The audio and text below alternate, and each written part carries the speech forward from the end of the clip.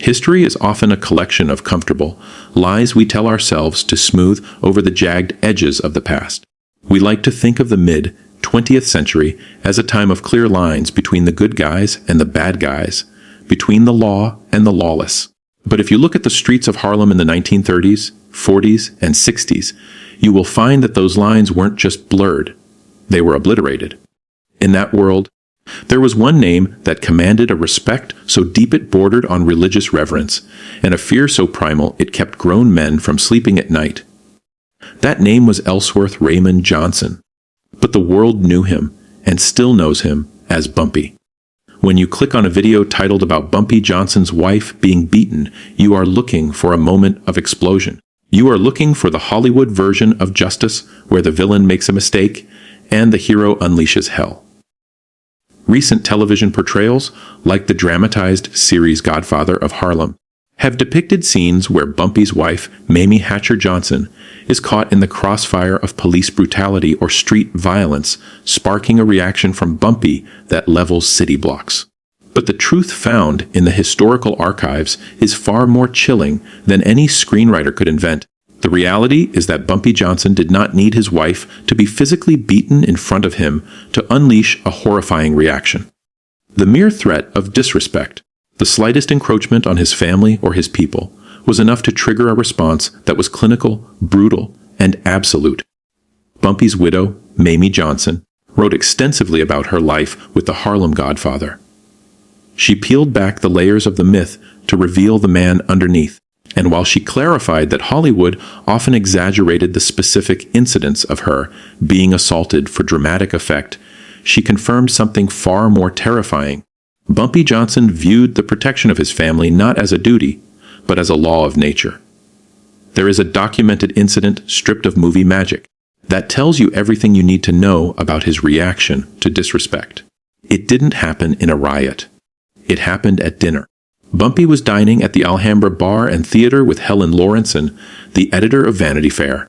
He spotted a man named Rollins, a rival with whom he had a grievance. He didn't scream. He didn't make a speech.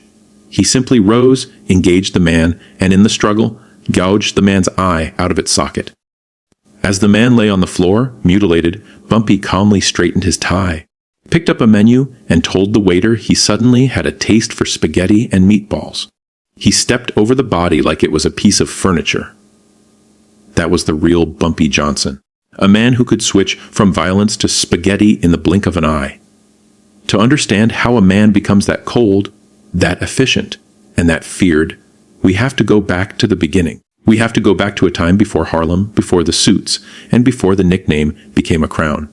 We have to go to Charleston, South Carolina, on Halloween Day, 1905. Ellsworth Raymond Johnson was born into a world that wanted to break him before he even took his first step. He was born with a slight deformation on the back of his skull, a small growth that would earn him the childhood nickname, Bumpy. In the schoolyards of the South, that name was a taunt. In the history books of the American underworld, it would become a title. Charleston in the early 1900s was not a place where a black child could afford to be insolent. It was the heart of the Jim Crow South, a place where the social order was maintained by the rope and the gun. But Bumpy was different. Even as a child, his parents, Margaret and William Johnson, noticed a fire in him that they couldn't extinguish. They worried about his short temper. They worried about his refusal to look down when white people passed on the street. In 1915, when Bumpy was just 10 years old, the reality of their world crashed into their living room. His older brother, Willie, was accused of killing a white man in South Carolina. An accusation was as good as a conviction, and a conviction often meant a lynch mob. The terror of that moment, the knowledge that a mob could come for his brother, that the law offered no protection, that their only hope was flight, seared itself into Bumpy's consciousness. His parents mortgaged their tiny home, scraping together every cent they had to send Willie up north to live with relatives. It was a desperate move to save a life, but it taught Bumpy a lesson he would never forget. The system is rigged, and the only safety you have is the safety you build for yourself. As Bumpy grew older, his own insolence toward whites became too dangerous for Charleston to contain. His parents, fearing that their second son would meet the fate they had saved their first son from, made the decision to send him away. In 1919, Bumpy Johnson was sent to live with his older sister Mabel in Harlem. He arrived in New York at the dawn of a new era. This was the beginning of the Harlem Renaissance, a time when black art, literature, and culture were exploding into the American consciousness. But there was another Harlem, a Harlem of shadow and steel. And that was the Harlem Bumpy Johnson stepped into. He dropped out of high school. He didn't have the patience for classrooms when the streets were offering a different kind of education. He started working casual jobs, sweeping floors, selling newspapers, trying to make an honest dollar in a dishonest world. But the gravitational pull of the underworld was too strong. Bumpy began to hang around the pool halls and the street corners. He was small, he had a funny accent, and he had that bump on his head. He was a target for bullies. But the bullies of Harlem quickly learned what the bullies of Charleston had suspected. Bumpy Johnson was not a victim. He learned to fight with a ferocity that stunned opponents twice his size. He fought with knives, he fought with fists, and he fought with a cold, calculated rage. It wasn't long before he caught the eye of William Bub Hewlett, a local gangster who ran protection rackets and intimidated storefront owners. Hewlett was an established figure, a man who commanded fear. When Bumpy, just a teenager, stood up to him over a dispute regarding storefront territory, Hewlett didn't crush him. He admired him. He saw a young man with no fear and a high threshold for violence. Hewlett brought Bumpy into the fold, hiring him as an enforcer and a bodyguard for high, rolling gamblers. This was Bumpy's graduate school. He learned the economics of extortion.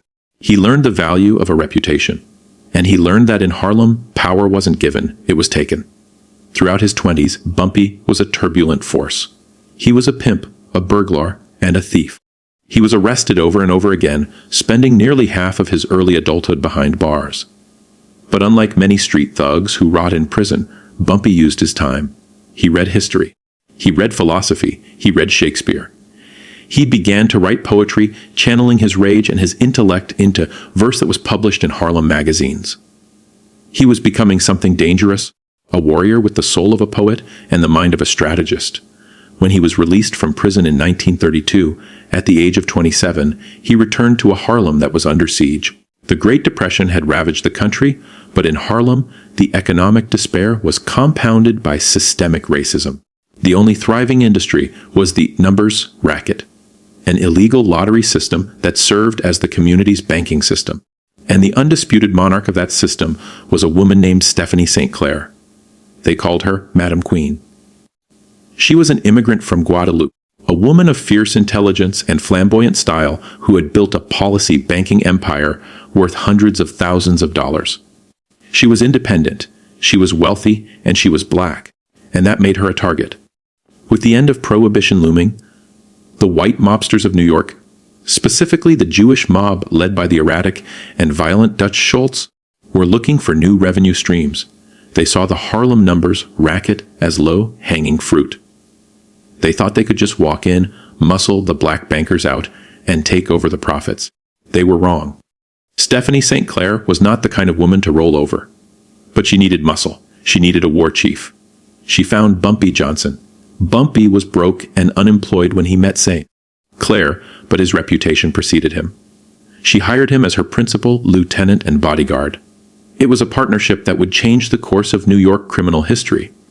St. Clair provided the capital and the strategy, Bumpy provided the violence.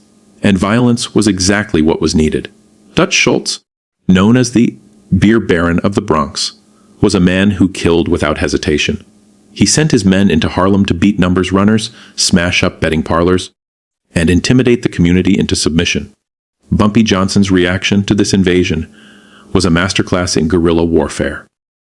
He understood that Schultz's men were tourists in Harlem. They stood out. They didn't know the alleyways, the rooftops, the basements. Bumpy organized a crew of 9 specialized enforcers. They didn't fight Schultz's army to army. They fought him shadow to shadow. When Schultz's collectors came uptown to pick up money, they didn't return. Bumpy's crew would intercept them, relieve them of their cash and their weapons, and send them back to the Bronx beaten and bloodied. if they sent them back at all. The war between Bumpy Johnson and Dutch Schultz resulted in over 40 murders. It was a bloodbath that turned the streets of Harlem into a war zone. But for the people of Harlem, it was more than just a gang war. It was a war of independence. For the first time, they saw a black man standing up to the white mob, refusing to bow down, refusing to be pushed out of his own neighborhood. Bumpy became a folk hero. He was defending the economic lifeblood of the community. But Bumpy was also a pragmatist. He knew that Claire couldn't win a war of attrition against the combined might of the white underworld and a corrupt police force that was in Schultz's pocket. Claire's influence was waning as the violence escalated. She was arrested, harassed, and eventually forced to step back. But she didn't hand the keys to the kingdom to Schultz. She handed them to Bumpy. By 1935, the landscape of organized crime was shifting. Charles Lucky Luciano was reorganizing the American mafia, moving away from the chaotic violence of men like Schultz and toward a corporate model of crime. Luciano viewed Schultz as a liability. Schultz's plan to assassinate Special Prosecutor Thomas Dewey was the final straw. The commission ordered a hit, and Dutch Schultz was gunned down in a Newark tavern. As Schultz lay dying, Stephanie St. Clair sent him a telegram that has become legendary in the annals of gangster history. It read simply, "As ye sow, so shall ye reap," with Schultz dead. The path was clear for Bumpy Johnson to consolidate power. But he didn't try to fight Luciano. He negotiated with him. Bumpy Johnson and Lucky Luciano met not as master and servant, but as executives negotiating a merger. Bumpy knew he couldn't fight the entire Italian mafia, but Luciano knew he couldn't run Harlem without Bumpy. They struck a deal. Bumpy would run the Harlem rackets as an independent operator. The Italians would get a cut of the profits, but they would stay out of Harlem's day-to-day operations. Bumpy Johnson would be the king. For the next 30 years, Bumpy Johnson was the Harlem Godfather. He controlled the numbers, the gambling, and the protection rackets. He walked the streets like a sovereign. He was a man of contradictions. A criminal who paid people's rent, a thug who quoted philosophy, a killer who handed out turkeys at Thanksgiving. But amidst the violence and the power struggles, there was another side to Bumpy Johnson, a side that belonged to one woman. In 1948, Bumpy walked into Hager's barbecue and saw Mayme Hatcher. She was a hostess, a woman from North Carolina who had come to New York to find her own way. Bumpy was 42 years old, a hardened criminal who had just finished a 10-year prison stretch. Mayme was 34. The courtship was swift. Bumpy, the man who terrified Harlem, was, in Mayme's words, an old-fashioned gentleman. He didn't win her over with threats, he won her over with charm, with intelligence, and with a vulnerability he showed to no one else. 6 months after they met, they were married. Mayme Johnson became the keeper of the castle. She lived a life of luxury, shielded from the gritty details of Bumpy's work, yet acutely aware of who he was. She knew the dangers. She knew the enemies. And she knew that her safety was guaranteed by a reputation that had been built on bodies. Bumpy's protective instinct over Mayme was absolute. In a world where weakness was a death sentence, Mayme was his only vulnerability, and therefore she was the most guarded person in New York City. While the movies might show Mayme being beaten to provoke a reaction, the historical accounts suggest that such an event would have resulted in a massacre of biblical proportions. We know this because of how Bumpy handled a simple insult. The incident at the Alhambra bar with Helen Lorenzen is a prime example. Bumpy was out on a date, enjoying a refined evening, when the man named Rollins disrespected him, essentially disrespecting the company he was keeping. Bumpy didn't call for his guards. He didn't wait for a dark alley. He engaged the man right there on the floor of the restaurant. The brutality of gouging out an eye is intimate. It is personal. It requires a level of rage that is terrifying because of its precision. And then, the return to normalcy. The ordering of spaghetti signaled to everyone in the room and everyone in Harlem that violence was as mundane to Bumpy Johnson as dinner. But there is a story, a dark legend, that circulated through the streets of Harlem and the whispers of the underworld that illustrates the lengths Bumpy Johnson would go to avenge those he loved. It is a story that has been suppressed by official police reports, buried in files marked "Do Not Pursue," and whispered in the back rooms of speakeasies. It is the story of the 6 ropes. History books might tell you that in February 1946, 6 white men were found dead along a stretch of road between Harlem and the Bronx. The police called it gang violence and closed the case. But the street knows different. The street knows that those men died because they made the mistake of touching someone Bumpy Johnson considered family. They died because they forgot that in Harlem, justice wasn't blind, it was Bumpy. To understand the horror of what happened that night in 1946, you have to understand who William, Big Willie, Jackson was. Willie wasn't a gangster. He wasn't a number runner. He was a dockhand from Charleston, just like Bumpy. He was a young man born in 1918 who grew up picking cotton and hearing the same slurs that had hardened Bumpy's heart. In 1941, Willie was working the docks in Red Hook, Brooklyn, trying to make an honest living. But honest work didn't protect you from hate. One night in February 1941, Willie was cornered by 5 white dock workers. They pulled knives. They told him he was taking work that belonged to white men. They were going to teach him a lesson. Willie was big, 6'2", and 200 pounds of muscle, and he fought back. But 5 knives against 1 man are odds that usually end in a funeral. That was when Bumpy Johnson happened to walk by. Bumpy didn't know Willie. He had no reason to intervene, but Bumpy had rules. He saw 5 white men surrounding 1 black man, and that violated the code he lived by. Bumpy stepped into the alley, pulled his .45 caliber pistol, and fired 2 shots into the air. The sound froze the attackers. Bumpy looked at them and said, "This man works for me now. You got a problem with that?" The white workers ran. They knew who Bumpy was. They knew that staying meant dying. Willie stood there, bleeding from a cut on his arm, breathing hard. He told Bumpy, "I don't work for you." Bumpy looked at him and said, "You do now. Because those 5 are coming back tomorrow with 10 more. Your choices are work for me and live, or stay here and die." Willie asked what kind of work. Bumpy replied, "The kind where men like them never put their hands on you again, long as you're with me." Willie took the job. He became Bumpy's bodyguard. But Willie was more than just muscle. When World War II broke out, Willie was drafted. Bumpy could have used his connections to keep him out. He could have paid off a doctor or a politician. But Willie wanted to go. He wanted to fight. He told Bumpy, "I want to prove I'm as good as any white man. I want to come back with medals pinned to my chest so nobody can ever say I'm less than human." Bumpy respected that. He told Willie to go and promised him a job when he returned. Willie shipped out to Italy with the 92nd Infantry Division, the famous Buffalo Soldiers. In March 1944, at the Gothic Line, Willie's unit was pinned down by a German machine gun nest. The white officers were dead or hiding.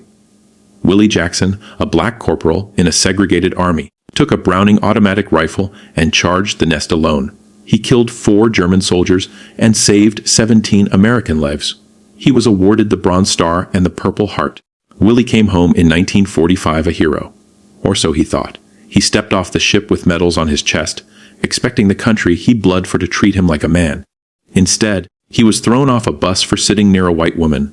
He was refused service at a midtown restaurant. He was beaten by cops in Times Square. By December 1945, the war hero was sleeping in an alley behind Small's Paradise, homeless and broken. That was where Bumpy found him again. Bumpy didn't see a bum. He saw a brother. He gave Willie money, got him a room, and gave him his job back. "You're my bodyguard now," Bumpy said. "And Willie, nobody puts their hands on you again long as you're with me." For 3 months, Willie was Bumpy's shadow. And in those 3 months, Willie saved Bumpy's life 3 times. He spotted a poisoned drink. He spotted a sniper in a window. And finally, one night leaving Small's Paradise, Willie took a bullet meant for Bumpy. He took a shot to the shoulder, fired back, and drove the attackers away. As he lay bleeding, Bumpy held him. Willie smiled and said, "3 times, boss." "That's 3. Bumpy told him, "You matter, Willie." To me, to Harlem. But the story of Willie Jackson does not have a happy ending. It has a brutal, violent end that triggered the wrath of the Godfather. 2 days after Willie took that bullet for Bumpy, he was recovering at a doctor's safe house. Word got out to the crew that had tried to hit Bumpy, a white gang from Hell's Kitchen led by a man named Danny Morrison. They were furious that their hit